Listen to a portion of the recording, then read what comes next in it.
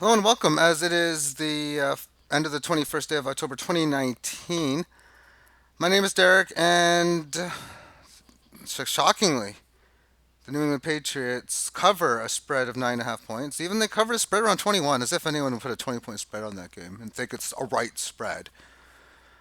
And, well, I mean, there's 2:55 left, so I guess they might not cover that 20-point spread. Right now, the Jets got the ball, 3rd and 7. That's not right now. This is like 4 minutes ago. I'm not done watching it. And there's a chart here, Money Charts channel.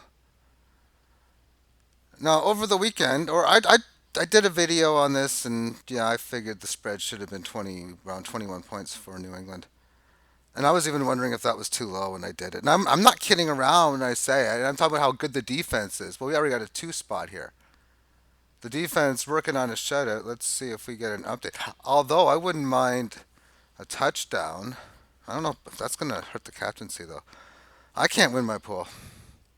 I can't win. I'm not going to find out till tomorrow if I even. And they don't even get the ball anymore. I'll find out tomorrow how unique my DraftKings lineup was.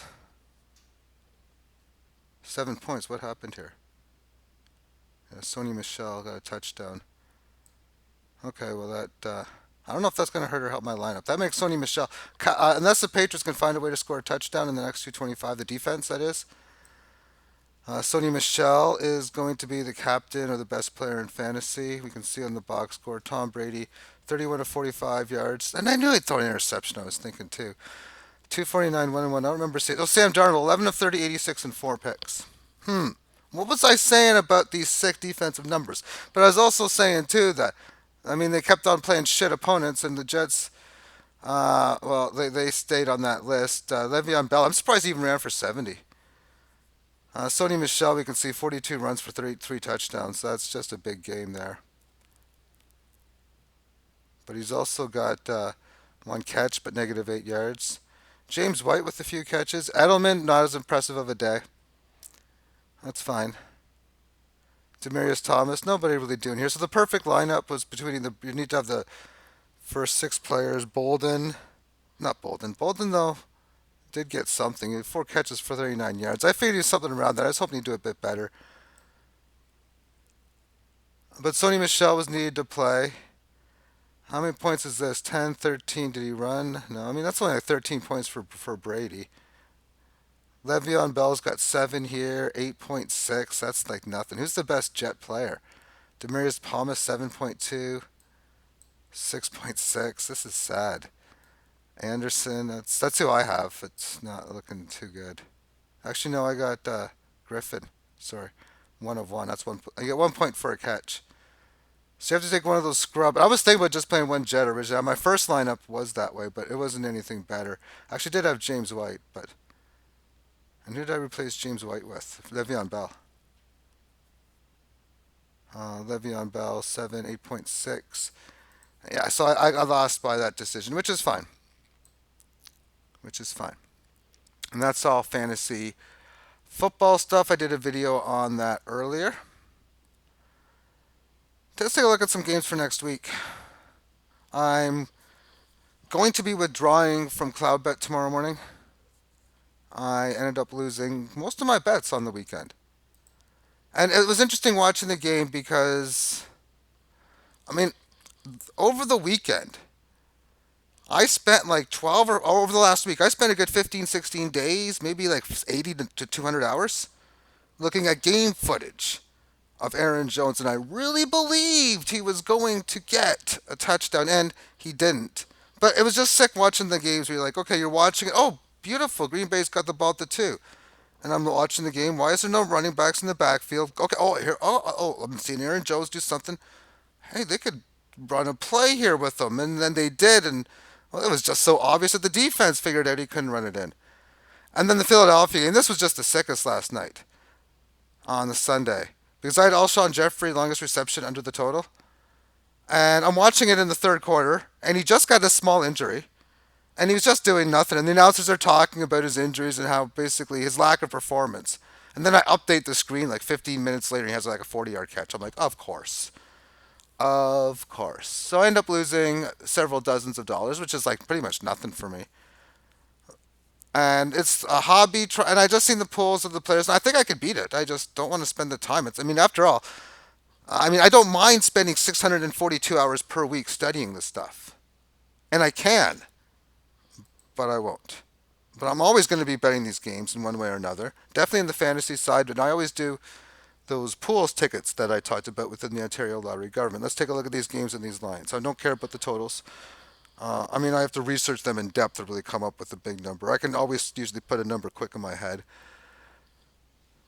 15 and a half points for Minnesota against Washington. That's probably a fair number. Although Minnesota, I mean, they're good, but and Washington's bad, but how bad are they? Atlanta 3.5 point home favorites against Seattle. That's a tough one to call on that one there. Atlanta's bad though. They are really, really bad. Seattle finds ways of winning.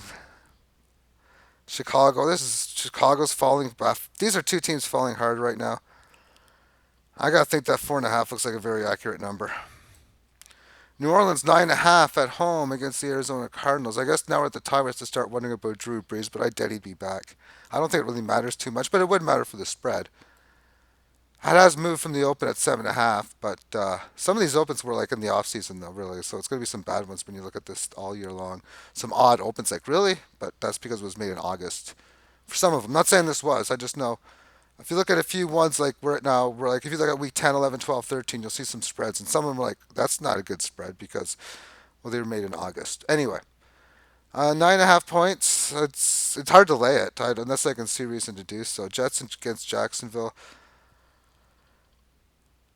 Well, that's going to change, I think, after the big loss by Jets. That's probably a little low of a number. Jets are a bad team. I know they play New England's defense and everything. 1.5 only. And that 3.5 open might be just one of those August bets too, where like, oh yeah, I mean, there's no way any time last week Philly would have been a 3.5 point favorite. Not even close, not even maybe. So that's one of the examples right there. Only 1.5 for Buffalo? Are you serious? I mean, well, there's my look at play for right now. I mean, on my tickets, I'm going to be Philadelphia on my parlay ticket because of the plan against the consensus. Everyone, basically, the way it is for me with the DraftKings and even everything in life, a lot of times, like cryptocurrencies, most certainly that. What everybody hates, I love, and what everybody loves, I hate. It seems, well, not really, but there's no consensus numbers yet. That 1.5 number's low. I can't see it going any lower, and I definitely see it going to 3. So my question thinking is, do I come out and make a possible bet and just do a withdrawal later and just let it ride? I mean, I probably should have just put a big bet on just that New England game, and that was it. And I really was even thinking that after the video I did last week, as it was 1.5. I mean, that is just so freaking low. What we're gonna do is I look at the matchup, then I'll take a look at the New England live. Well, game should be over now. I'll look at the New England final, I guess, against the New York Jets, and then I want to take a look at the rest of the games on the week. So then, okay, I want the font to be larger.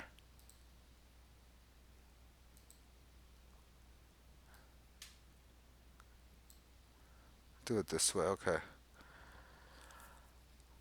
So we have Philadelphia coming in at 5-3, 2-4 against the number. Buffalo 5-1, 4-2 against the number.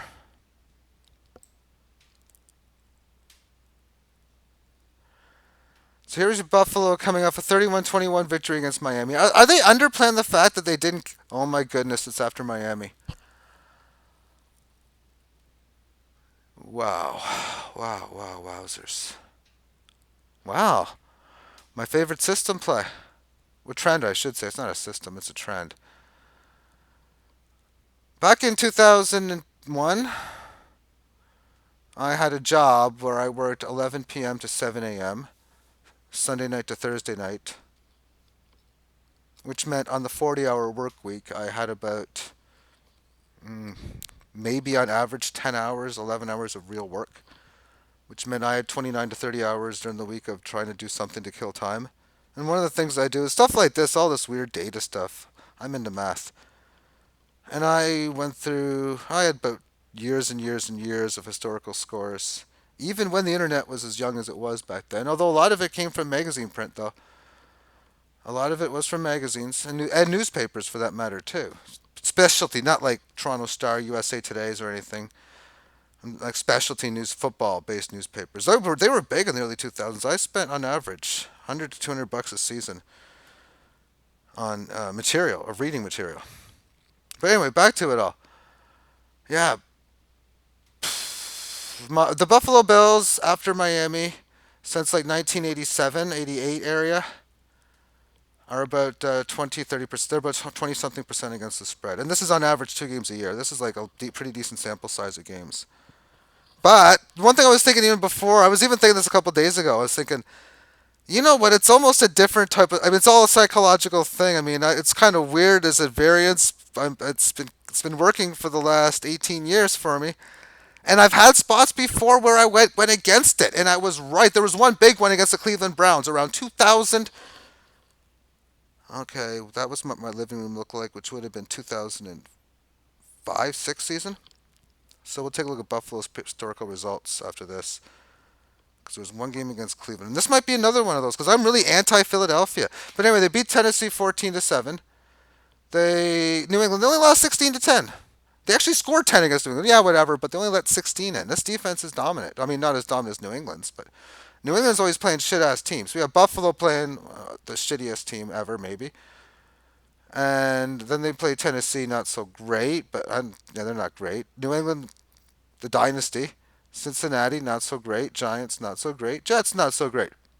They have been playing weaker opponents, but the one upper end opponent, they covered the 7 point spread, and they only lost by one.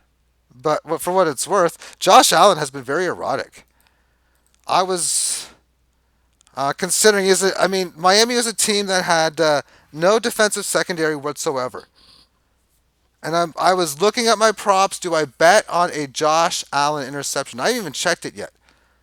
Meaning on the no side, that is, because I was not. I'm not. I think I was anti. It was an anti Miami read, but Josh Allen is just reckless with the ball, and I couldn't do it. Let's see what Josh Allen did. Obviously, probably not. Yeah, of course not, because I was even thinking all the ones I'm going to pass on are probably going to kick ass.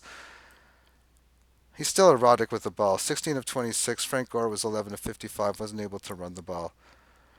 Ryan Fitzpatrick, 23 of 35, 282.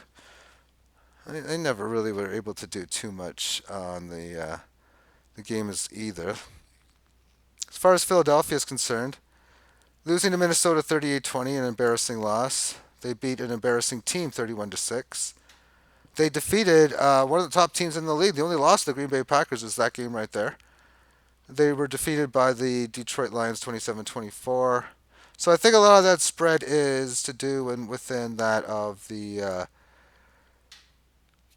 disrespect in the Buffalo Bills schedule. But given the fact that Buffalo's after Miami, that already has thrown me off any want at all to be able to play the game. And when I look at interceptions here, we can look at, say, stuff like Buffalo interceptions. Where is it here?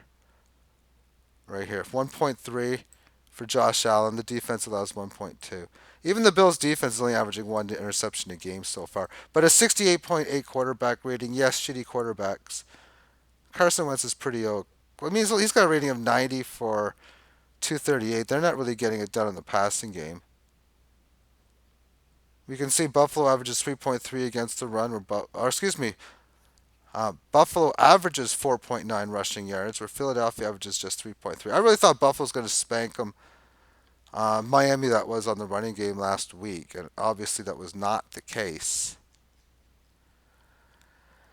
Yeah, I said at the start of this. I said before the season to take on Philadelphia. So let's just take a look at Buffalo's past results, because again, there was a game back in 2005. And in that game, they were playing the Cleveland Browns. This is a game where I felt Cleveland couldn't do anything at all. I'm 99% sure because that's the only year I would have lived in that place.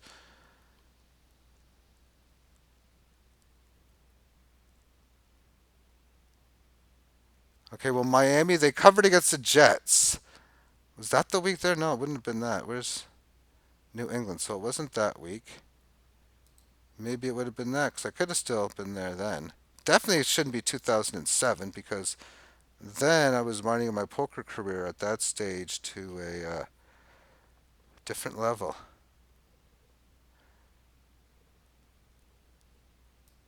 Jets in here, they lose 20 to 28, failing to cover. Tennessee, 29-30. Was it 2004? I don't think it would have been 204. If it was 2007, that just doesn't make sense. Miami, this was the game here probably. Yeah, okay, so it would have been, that kind of makes sense, I guess, too. Where there was the one game, and I showed you a couple of the results after Miami, but here after Miami against Baltimore, they lost 20 to 6. In 2003, 2004,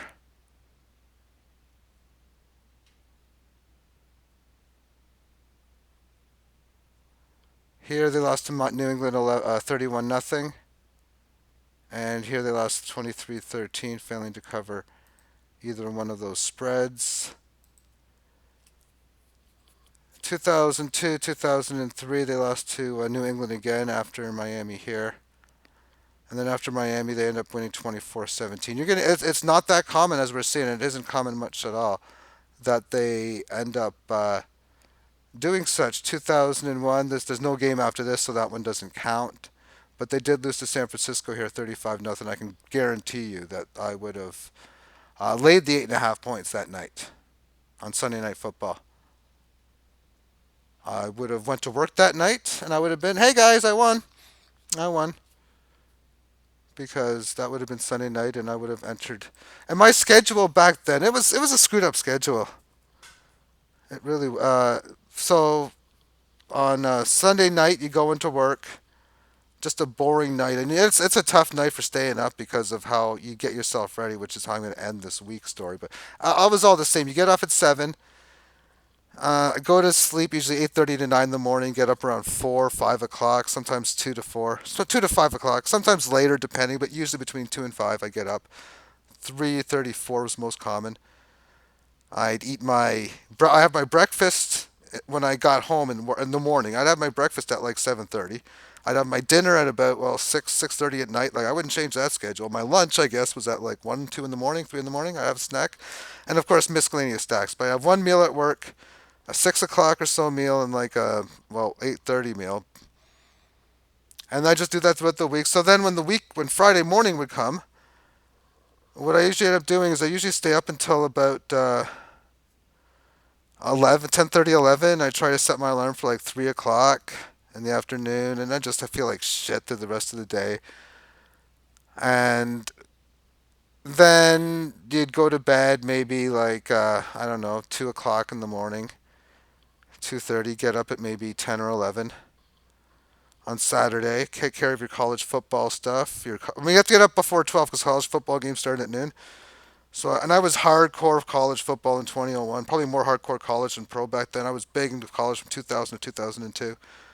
I was a huge fan back then of Drew Brees, Rex Grossman. Although Drew Brees, yeah, he was in college this one year too. Um, Rex Grossman, a whole bunch of guys back then. And then on my theory on Saturday was, well, you know what? I'm just going to stay up as late as I can Saturday night. So I'd usually go to bed about 4 or 5 in the morning on Saturday night or early Sunday morning. Take care of all my NFL stuff, and then get up usually around 1, 2, 3, 4 o'clock in the morning, and then just stay up all day and go to work. But that was that. But if you want to check back, you'll notice it's pretty bad ever since like 1988, 87. Did the Bills end up securing the shutout? We'll see in a moment, and the answer is yes, which means my 50 cents fantasy bet got me back $1. My fantasy hockey, I put in $5. I got back 3.35, so I lost about a buck 60 there. Really a nothing play, and those stakes are like nothing. But uh, I'm kind of playing a game here. Well, I'm playing a game anyway, but I'm by the parameters that I want to.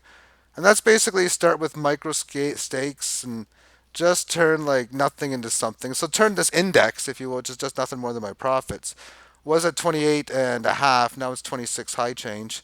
So it's up down to about here. And tomorrow I'm gonna probably use bet at least the same amount of stakes because right now $5 is a minimum bet. If the game is like minimum value, I play it for five. Tomorrow I don't see it being fantastic. It's the Washington Capitals taking on that of the Calgary Flames. But I just want to see how high I can actually turn it. Just turn the value in it. And I want to reduce the size of this just to fit my screen size. And look again at the rest of the games because that Buffalo game caught me off guard. And it's unfortunate because I've never heard of anybody else in my life ever in the last 18 years stated me under. I've never seen anyone talk about Buffalo after Miami.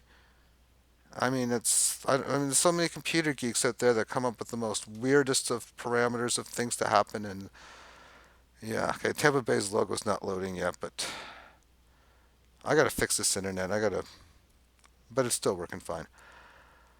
It just seems sometimes it'll stop for here and there. Restart the computer. It's good for an hour or two. Anyway, 2.5 point spread for Tennessee against Tampa. Tampa's good at finding ways of losing. Rams against Cincinnati. Cincinnati's worse than I thought they would have been, and I guess the Rams are kind of better. Todd Gurley didn't really play too good last week, even though he had a nice touchdown catch. But I kind of like Bengals there. That's going to be a neutral site game, I think. I think it's a neutral site game. Okay. Los Angeles games are getting invaded by other teams' fans, but how is Cincinnati going to bring many people to Los Angeles with them? Just doesn't make sense.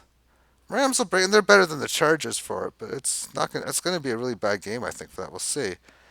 Indy. I think this is not that big of a number. I don't think this is a big number at 6.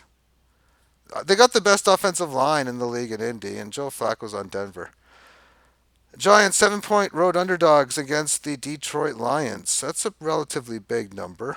Giants really stunk up the joint last week as they lost as a home favorite. But one of the key things to do, though, when you consider just the simple, like if I'm looking at systems, the one I'm thinking, okay, how does it work when a home favorite of 3 points or better, or or even just a regular small favorite, 2.5, 3, 3.5, 4, that kind of range of favorite, if they win as a home underdog of that number, and then they go on the road and they're somewhere near a touchdown underdog, what have they done in the past? Those are the type of things that I think of because I think of that and thinking it wouldn't be a surprise if the road underdog would be in good spot there.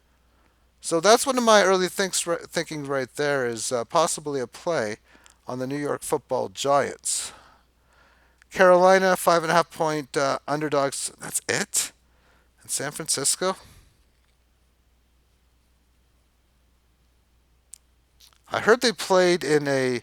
I didn't check the weather of the game. I mean, that's something I was big on back in the years. Basically, from this point all the way to like 2012, 2013, I was so hardcore in checking weather. Apparently, it was treacherous weather in San Francisco. I haven't even seen highlights of that game yet. I kind of probably will want to now. And then the score was 0-0 at halftime. I'm thinking, geez, that's like a huge bet on the under, and it would have won.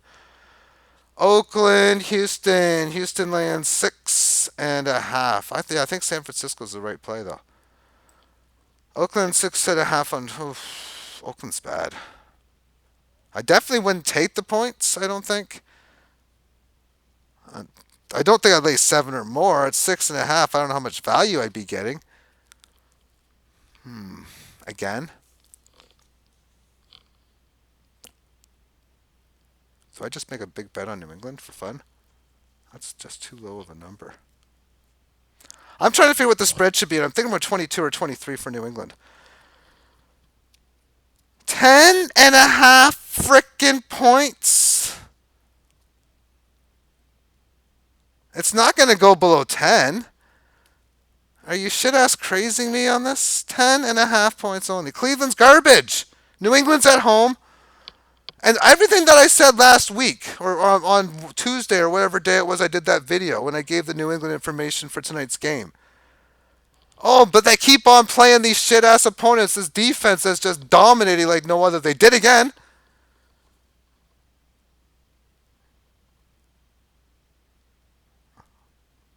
Instead of just withdrawing Monday, why don't you just, or tomorrow, why don't you just withdraw next Monday and withdraw like almost double? Just lay the 10.5. How does Cleveland even consider that? How is that spread not even 16 or 17? Even that, I think it's a good play on New England.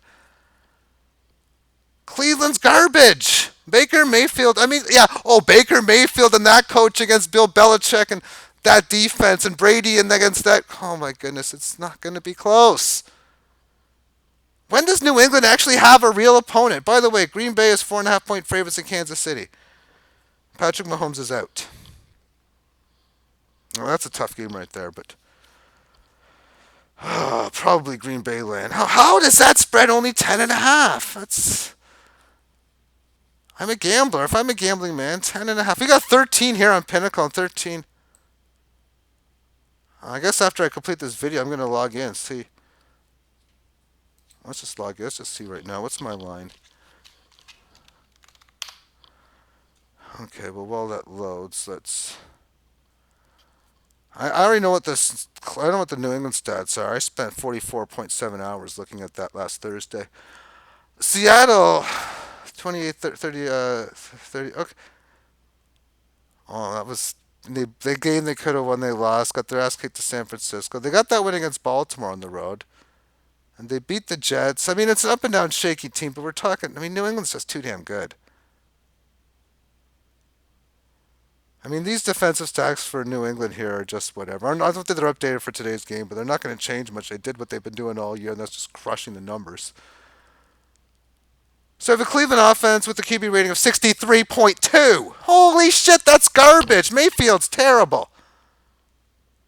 Okay, they're running the ball at 5.3. I don't think I don't think that's going to help. I really don't think that's going to matter. And the Patriots are only averaging 73 point yards, 7 yards a game as it is. They're just terrible. And then Cleveland's pass defense and run defense are allowing 5 yards a run.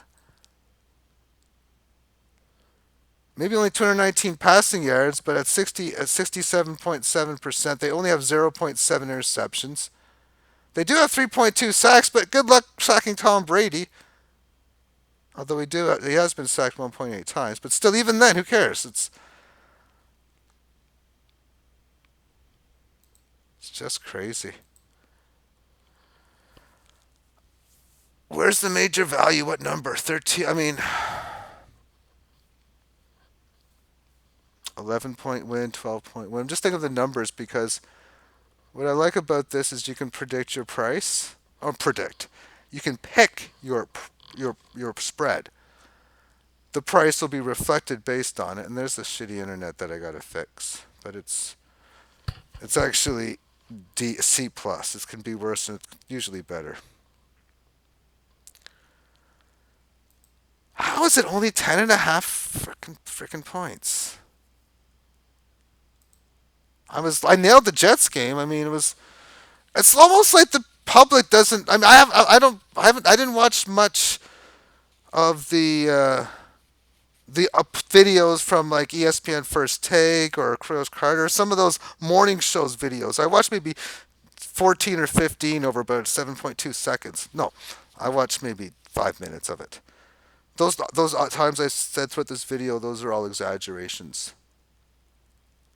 Where's New England on here? 12.5.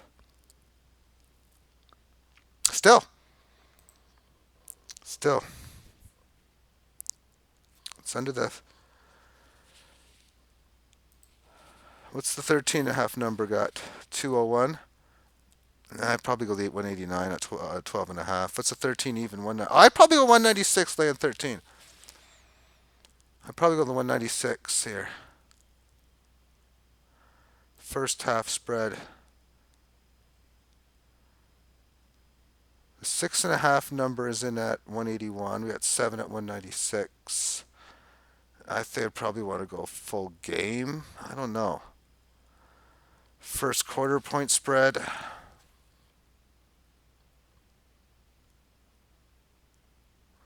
Don't know if I want to touch any of these big numbers. Those damn coin tosses can screw you over on that first quarter spread. Don't want to do any totals on this.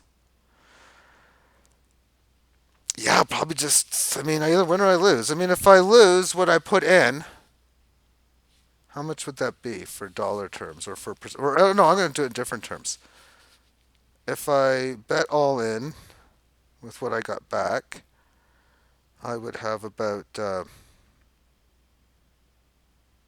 I got that. That's equivalency of about Litecoin $1 on Litecoin. $1 move on Litecoin for me. That's a differential. So me losing that bet would be like Litecoin going down $1.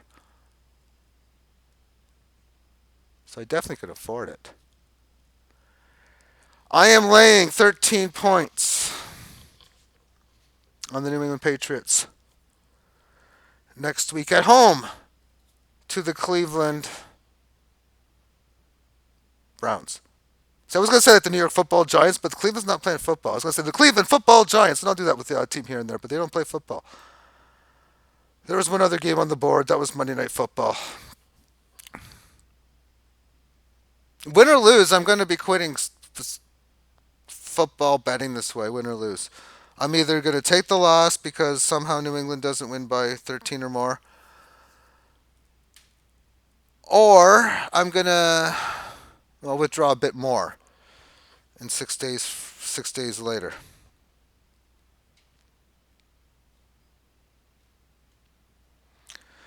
Oh my goodness, the Miami Dolphins, 14.5 point underdogs in Pittsburgh.